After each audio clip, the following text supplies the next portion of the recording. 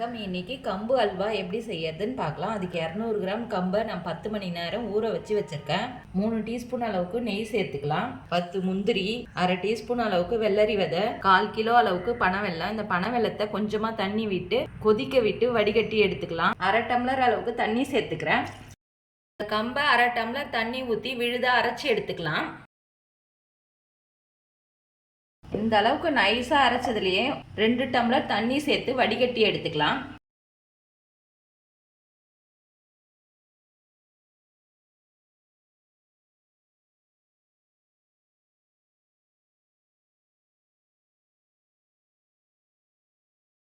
பாகுலாம் எடுக்க தேவையில்ல, இந்த அளவுக்கு கரைஞ்சாவே போதும். இதை வடிகட்டி நம்ம சேர்த்துக்கலாம். ஒரு பிஞ்ச் அளவுக்கு சால்ட்டு சேர்த்துக்கிறேன்.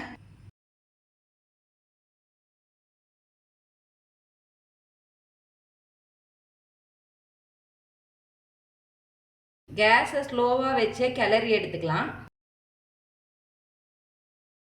இந்த அளவுக்கு திக்கான பதம் வரும்போது கொதிக்க வச்சிருக்க பனவெல்லத்தை சேர்த்துக்கலாம்.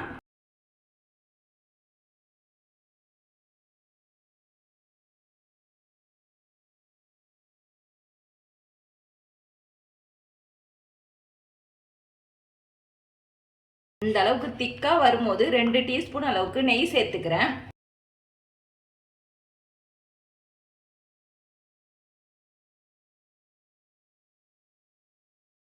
இந்த அளவுக்கு திரண்டு வரும்போது முந்திரியும் வெள்ளரி விதையும் சேர்த்துக்கலாம்.